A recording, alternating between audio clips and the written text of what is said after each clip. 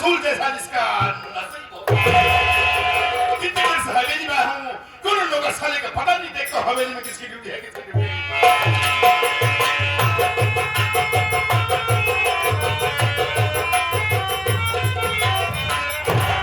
बाबू साहेब जय शंकर। जय शंकर जय शंकर। कौन बेटा? बाबू साहेब सबसे पहले बता लेट होने का कारण क्या है? बाबू साहेब आप तो जानते हैं कि मैं एक किसान का लड़का हूँ, काम धंधा करते करते थक जाता हूँ, इसीलिए थोड़ा आराम कर रहा था। जान गया बेटा जान गया, तू खेती किसानी में लगा हुआ है। हाँ बाबू साहब। आए हुए भाइयों को हमारा नाम क्या बातें बता दे कि हमारा नाम क्या और हमारा काम क्या बाबू है। साहब आप तो जानते हैं कि मैं आपका नौकर हूँ, मैं आपका नमक खाता हूँ, मैं आपके सामने आपका नाम लेना उचित नहीं समझता हूँ। जान गया, तू एक नौकर और एक मालिक का फर्ज अदा कर रहा है। बैठ जाए हुए भाई सब नाम का पर्चे खुद दे दे। बढ़ जाओ बेटा। ठीक है बाबू साहब। सच में मेरी पर्चे लीजिए दोस्तों। सच में कहीं घेर का नहीं, इसी विजयनगर का रहने वाला हूं। दोस्तों हम अपने परिवार में खुद मिलाकर मात्र दो प्राणी हैं, एक हम हैं और एक हमारी बेटी है, इसका नाम चांदनी है। लेकिन क्या बताऊं दोस्तों, ये चांदनी हरामजादी इतनी पैदा हुई, इतनी मनहूस पैदा हुई, इसके पैदा होते मेरी लक्ष्मी मेरी अर्धांगिनी मेरा साथ छोड़कर चली गई। मेरी कहने का मतलब सदा सदा के लिए भगवान को प्यारी हो गई। लेकिन दोस्त छोड़ो बेटा, तुमसे एक बात बता देना चाहता हूँ।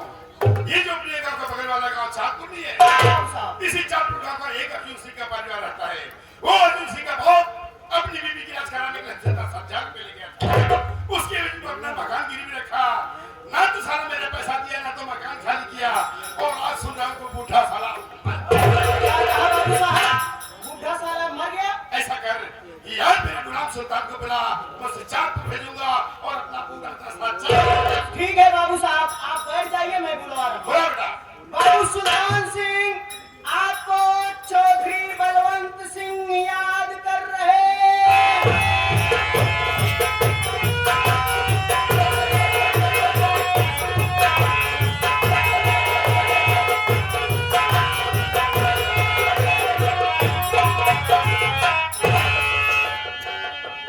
चौधरी साहब नमस्कार। नमस्कार सुल्तान नमस्कार। कहो कैसे हो?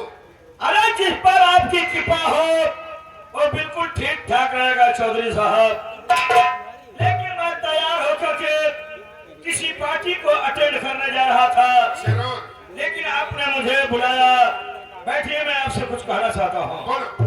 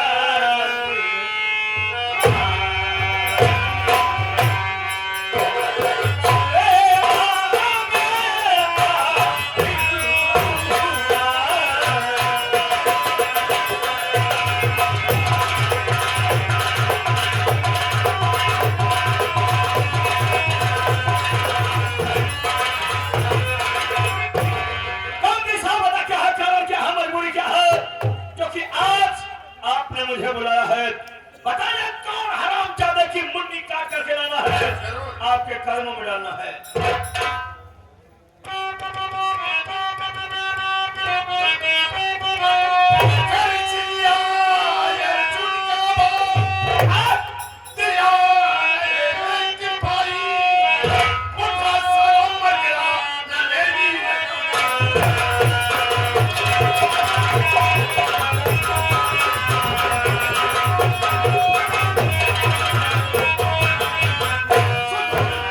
ये जो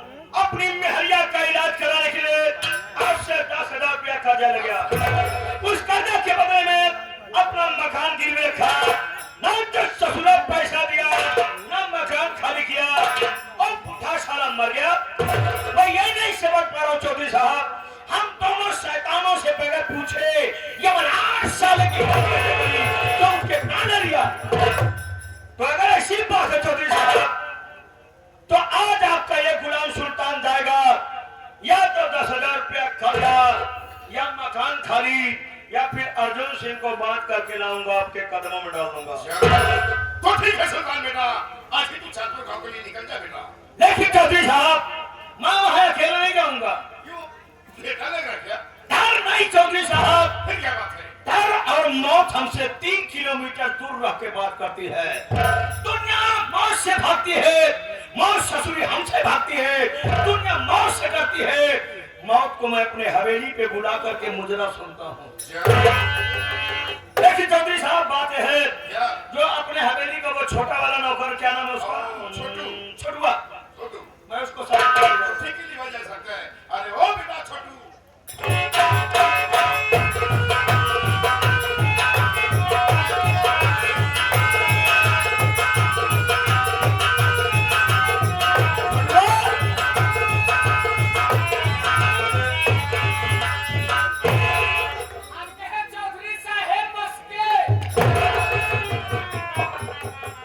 हंस के नहीं साले, धीरे से हंस खस के। चौधरी साहब नमस्ते। अच्छा, इसके करा जाता हम कहे 4 धूरी। साले गुजरी हुई पिकअप की टूटू ही कमानी साले। कैसे नहीं कहा? 4 धूरी क्या रे? चौधरी साहब। हम कहे चौधरी साहब न पूछ सके। कौन से क्या क्या है रे?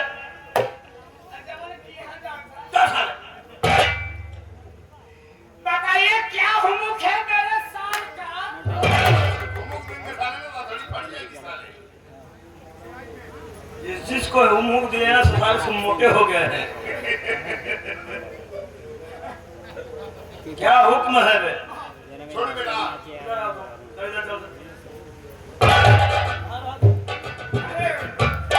छोड़ बेटा, तुझे सुल्तान के साथ छात्र गांव जाना बेटा। क्या रह जाएंगे? जरूर जाएंगे। सुल्तान ये जाने के लिए तैयार है, इसे लिवा जा सकता है। छोड़ो बेटा, चलेगा? चलेंगे। जरूर चलेगा। मेरे साथ चलेगा?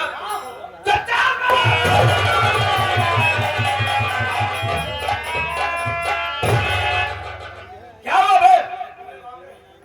ये बताओ बाबू साहब का फात है। इतना जो चिल्ला था वो हमारे काने के पास दम फट गया।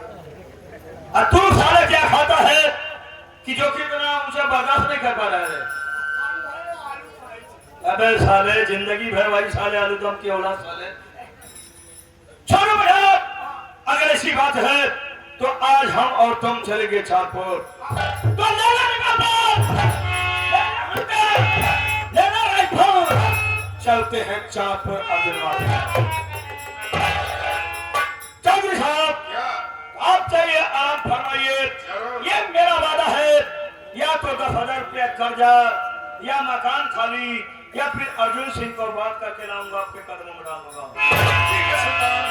आराम हो जाइए चौधरी साहब, फरमाइए। अब ये दूध उबाल के आई है, पनीर फरमा में।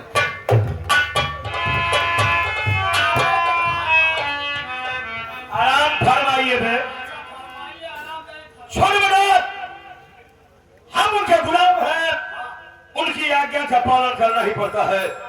तो क्या देखता है?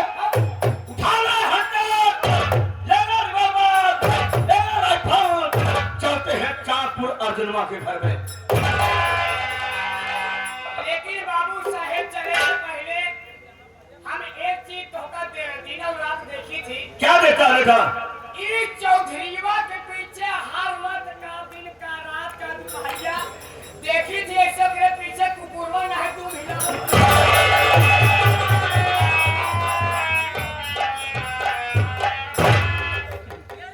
एक बात बताऊं बेटा, ये जूता साले में कितना भी हीरा मोती जड़ा हो बेटा, इसका स्थान मात्र पैर में होता है। इसलिए सब साले मोहरी की ईंट मोहरी पे अच्छी लगती है साले, चौबारे पर नहीं। नौकर साले नौकर की तरह रहना सीख लो, वरना रोटी का टुकड़ा फेंकना बंद कर दूंगा साले, मर जाओगे खाने के लिए। आप हमका मारे चाहता बाबू साहेब, तो मारा, खूब मारा, जितना मर्जी हो उतना मारा। लेकिन बाबू साहेब ये तो सच है, मैं देखता हूँ आपने चौधरी के कहने पर चौधरी के एक इशारे पर ना जाने कितनी माँ बहन की आपने गोद को सुनी कर दी। हाँ दिया है, करता रहूंगा। और चौधरी के कहने पर, चौधरी के एक इशारे पर ना जाने कितनी माँ बहन की आपने मांग का सिंदूर मिटा दी। हाँ मिटाया है, मैं उनका गुलाम हूँ। और चौधरी के कहने पर, चौधरी के एक इशारे पर ना जाने आप कितने बच्चों को यकीन बना दिए। हाँ। और मैं एक चीज देखता हूँ कि जैसे कि कोई त्योहार आता है, जैसे होली हुई, ईद हुई, दशहरा हुआ और ये दीपावली हुई, लोग देश रहे विदेश रहे कहीं भी हो रहे, लेकिन वो त्योहार मनाने के लिए अपने घर आते हैं, अपने परिवार वालों के साथ हंसी खुशी से त्योहार को मनाते हैं। लेकिन मैं एक चीज देखता हूँ, आप एक ऐसे इंसान हैं, आप अपने घर नहीं जाते। क्या आपके घर में माँ नहीं है, बाप नहीं है, भाई नहीं है, बहन नहीं है? क्या आप अपने घर में तन्हा अकेले हैं? आप अपने घर क्यों नहीं जाते बाबू साहब?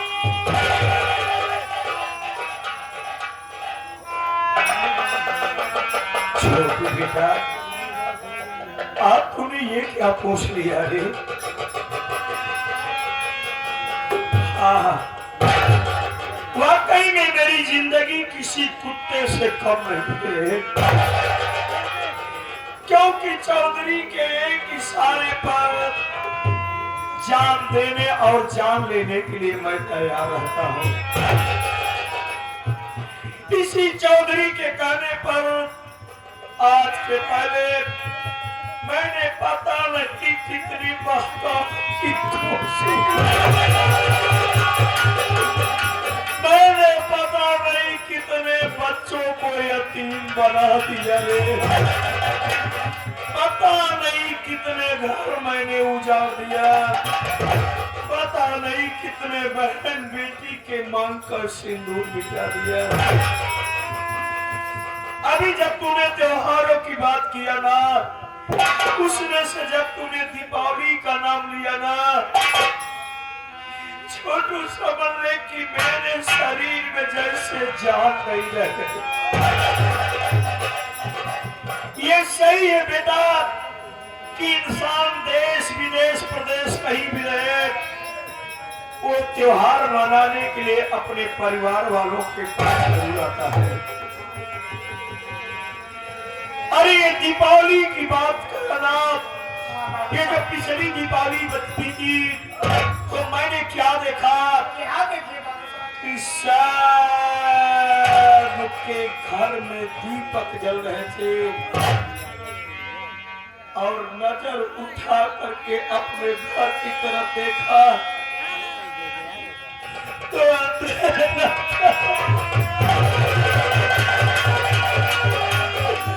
इसलिए बाबू साहब, क्योंकि मेरे घर के चिराग को सदा सदा के लिए ये चौधरी बलवंत सिंह बुझाती है। जानना चाहता है तो सुन छोटू, मैं कहीं और का रहने वाला नहीं हूँ, मैं इसी चौधरी के बगल वाले गांव रायपुर का रहने वाला हूँ। मेरा नाम सुल्तान सिंह है। हमारे बड़े भैया थे जिनका नाम मोहन सिंह था, मेरी भाभी माँ थी जिसका नाम ममता था, और मेरी भाभी की गोद में एक 3 साल की बच्ची थी छोटू, जिस बच्ची का नाम किरण था। किरण, भैया भाभी ने बड़े अरमान से उसके हाथ में सुनहरे अक्षरों में किरण लिखवाया था। परमेश्वर ने गरीबी दिया था छोटू, लेकिन पारिवारिक सुख जरूर दिया था। एक दिन की बात भैया कहने लगे कि मुन्ना, मैं जो मेहनत मजदूरी करके कमा करके लाता हूँ, उससे बड़ी मुश्किल से परिवार का खर्च चलता है, इसलिए तू मेरी बात मान, तू चला जा मामा के घर, वहीं पढ़ाई लिखाई करना। उसके बाद जब तू पढ़ लिख लेगा भैया, कोई नौकरी पा जाएगा तो मेरे भी घर की गरीबी दूर हो जाएगी। मैं भैया की बात मान करके मामा के घर पढ़ाई करने चला गया। कुछ दिन बीता, उसके बाद दीपावली का त्योहार आया। मैंने सोचा कि जा करके भैया भाभी के साथ में दीपावली का त्योहार मना करके आऊंगा। आया देखा तो भैया भाभी दरवाजे पर उदास बैठे रो रहे थे। वो लोग हमारा ही इंतजार कर रहे थे छोटू। और जब मैं दरवाजे पर पहुंचा तो भैया दौड़ करके रोते हुए कहने लगे, मुन्ना हम लोग तेरा ही इंतजार कर रहे थे, अच्छा हुआ तू आ गया। अरे तू न सोच, मैंने अपने मेहनत मजदूरी की कमाई में से थोड़ा थोड़ा पैसा इकट्ठा किया है।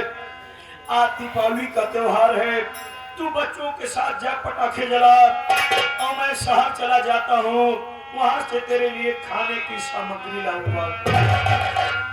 भैया चले गए शहर। किसी कारणवश आने में देर हो गई उनको। धीरे धीरे शाम ढली छोटू। शाम से रात 8 बज गया। 8 बजे की वो दर्दनाक घटना है छोटू। ठीक रात 8 बजे ये चौधरी बलवंत सिंह अपने घोड़े पर सवार होकर के आया और मेरी भाभी ममता को दरवाजे पर देखने के बाद इसलिए साले की नीयत खराब हो गई। ये अकेली पाकर के मौका पाकर के ये हवस का दरिद्र कभी ना मेरी भाभी ममता की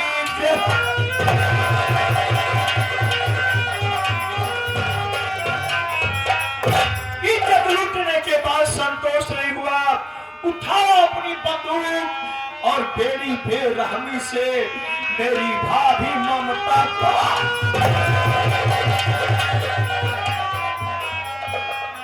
गोली मारने के बाद मेरे भैया को मारने के लिए ढूंढने के लिए घर में प्रवेश किया। और जैसे घर में प्रवेश किया वैसे मेरे भैया दरवाजे पर आ गए। मेरी भाभी सारी कहानी मेरे भैया से बता दिया। मेरा भैया इस चौधरी बलवंत सिंह के घर से अपनी 3 साल की बेटी किरण को लेकर के वहां से भाग निकले। और ये चौधरी बलवंत सिंह मेरे भैया को भागते हुए देख लिया, पीछा कर लिया।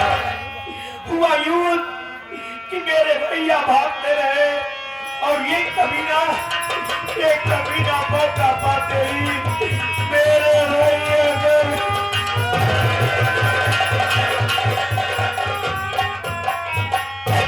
लोगों के द्वारा जब सूचना मिली, मैं दरवाजे पर आया, देखा तो मेरी भाभी अंतिम सांसें ले रही थी। भाभी से पूछने लगा, सारी कहानी बताया। मैंने कहा एक बार बताओ भाभी कि मेरी 3 साल की भतीजी किरण कहाँ, मेरे भैया कहे हैं। कहने लगी, मुन्ना कि तेरे भैया तेरी 3 साल की भतीजी किरण को लेकर के चांदपुर की तरफ भाग रहे हैं। चौधरी बलवंत सिंह उनका पीछा किया है। मैं कुछ ही समय में मर जाऊंगी मुन्ना, तू जल्दी भाग और अपने भैया की जान की हिफाजत कर। मैं भागता गया। कुछ दूर जाने के बाद क्या देखता हूँ छोटू, मेरे भैया की शरीर खून से लहूलुहान। मैंने अपने भैया को अपनी बाहों में उठा लिया। मैंने कहा भैया आप चिंता मत करिए, मैं आपको हॉस्पिटल ले चलूंगा, एडमिट कराऊंगा, आप ठीक हो जाएंगे। कहने लगे, नहीं मुन्ना अब देर हो चुकी है, क्योंकि गोलियों का जहर मेरे शरीर में दौड़ चुका है, अब नहीं बचूंगा। अगर कुछ मेरे लिए करना चाहता है तो खा कसम, तू अपने भैया भाभी के खून का बदला इस चौधरी बलवंत से। मेरे दिल में बदले की भावना जागी, आंखों में खून उतर आया। मैंने कसम खाया कि अब साले चौधरी बलवंत सिंह, जब तक मैं अपने भैया भाभी के खून का बदला तुझसे तेरे परिवार से नहीं ले लूंगा, तब तक मैं अपने घर में कभी दीपक नहीं जलाऊंगा। उसके बाद मैं भैया से पूछने लगा कि एक बार बताओ भैया, आप तो मुझे मिल गए, लेकिन मेरी 3 साल की भतीजी किरण कहाँ है? कहने लगे, मुन्ना गोली लगने से पहले जो चांदपुर का भगवान भोलेनाथ का मंदिर नहीं है, उसी मंदिर की तीसरी सीढ़ी पे मैंने तेरी भतीजी को बैठा दिया है। जा मुन्ना, मेरी परवाह मत कर और उस बच्ची को उठा ले, उसका पालन पोषण करना, जब सयानी हो जाए कोई अच्छा सा लड़का देख करके उसकी शादी कर देना। इतना कह करके छोटू, इतनी जिम्मेदारी मुझे दे करके मेरे भैया भी मेरी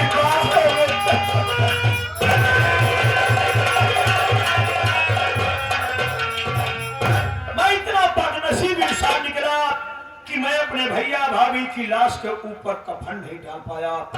लंबे लंबे डग भरते हुए जब पहुंचा चांदपुर के भगवान भोलेनाथ के मंदिर की सीढ़ियों की तरफ देखा, जब सीढ़ियों की तरफ निगाह उठाया, आहा! क्योंकि वहां मेरी 3 साल की मैंने सोच लिया कि मेरी भतीजी को गायब करने वाला कोई और नहीं, यही साला चौधरी बलवंत सिंह है। छोटू, अगर वहां से कोई जानवर उठाता तो वहां कम से कम खून के छींटे जरूर होते हैं। बस इसी उम्मीद पे इसके यहाँ नौकरी कर रहा हूं कि कभी न कभी इसके जरिए मुझे मेरी भतीजी किरण का पता लगेगा। और एक बात और है छोटू, इस हरामखोर को एक लड़की रोज इसके बिस्तर पर चाहिए। इतना साला अय्यासबाज है, वो लड़की साला मुझसे ही मंगवाता है और मैं मजबूर इंसान ला करके इसको वो लड़की देता हूँ। लेकिन जिन लड़कियों को मैं उठाता हूँ सबसे पहले उन लड़कियों को मैं नाम पूछता हूँ। वो इसलिए छोटू, कहीं ऐसा ना है जिन बहन बेटियों को मैं ले गया कर किसके बिस्तर पर फेंक रहा हूँ उसमें से मेरी भतीजी कोई किरण में निकल जाए। यही मेरी कहानी है। और आज मैंने तुम्हें तेरे कहने पर बता दिया, अगर मेरे साथ गद्दारी किया, चौधरी बलवंत सिंह से बताया कभी ना, तो सोच ले छोटू, हिंदुस्तान क्या पूरे वर्ल्ड की जमीन तुम्हें भागने के लिए कम पड़ जाएगी। बाबू साहब, वैसे तो आपकी कहानी मेरी दर्दनाक कहानी है। आज मैंने आपका ये दिल दुखाया है और हो सके तो आप मेरी गलती को माफ कर। छोटू बेटा, कहा गया है अगर मालिक बनना है तो सबसे पहले नौकरों की कीमत करो। तुम नौकर नहीं, आज से हमारा जीवनी साथी हुआ। आज से हमारा तुम्हारा मकसद होगा चौधरी बलवंत सिंह की बर्बादी।